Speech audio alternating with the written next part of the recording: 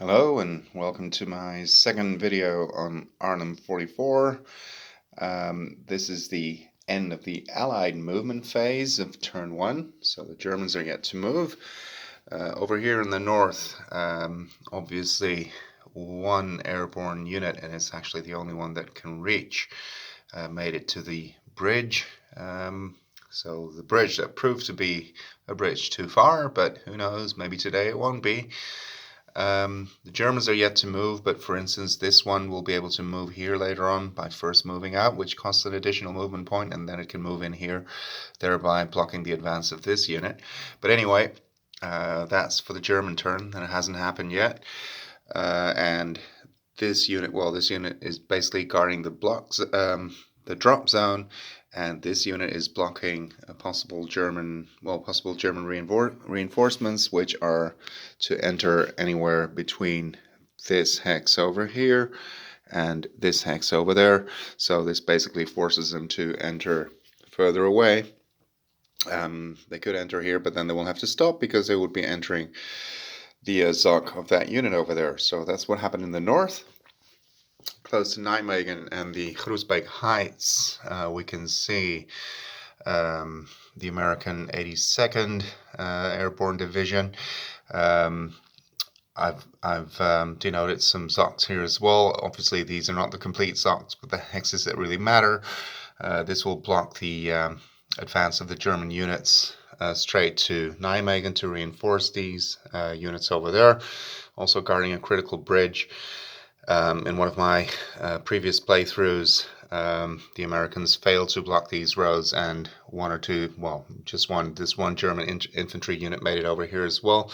And infantry in an urban area defend on a 4, so 2 infantry defend on an 8, or actually I'm probably not saying that right, but it means that you have kind of 8 defense or defense factors, and well, so 2 infantry are very, very, very difficult to dislodge.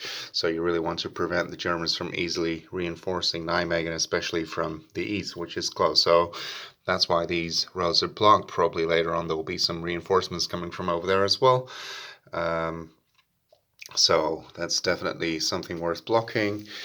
In the south, 2 things that happen as well. These 2 airborne units, this one and this one, try to cross the bridge. The canal bridge is over here. Not so much because they need to themselves, but because I wanted to make sure the bridges would be open to 30th Corps advancing from here.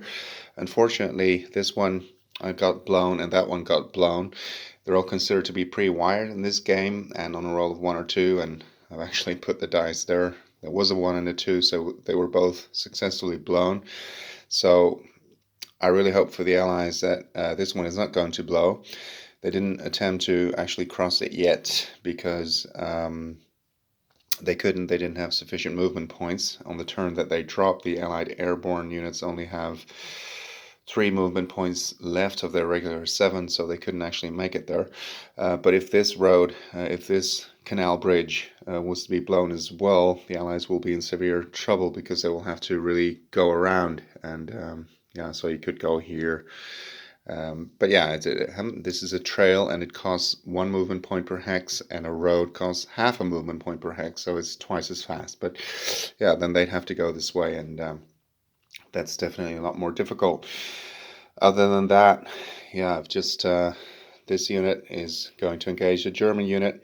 There are a couple of cards in play. Maybe the Allies actually have one that allows a die to be re-rolled, or an extra combat factor or something like that. The German unit is actually in a town, so it'll prove very difficult to dislodge, but who knows, maybe with a modified combat factor or a re-roll, who knows. And other than that, they're basically in the zone forest trying to block any further German reinforcements from cutting off 30th Corps. And these units also belong to the 101st, are also occupying what I think will be, or should be, some crucial road sectors. So next up will be the German movement phase, the Allied combat phase. and depending on which cards I have to go through them again. I might actually try this one. We'll definitely try this one with artillery support, and who knows, maybe with a lucky die roll I'll manage to take this crucial hex in Nijmegen, next to the Nijmegen bridge. So these two will be able to attack with artillery support, and that's probably what I'll do.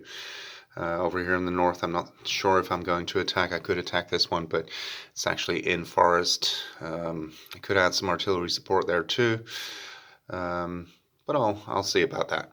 Anyway, this concludes the Allied movement phase of turn 1. I hope you've enjoyed the video, and I hope to see you again on the next video, which will cover the Allied combat phase. Thank you for watching.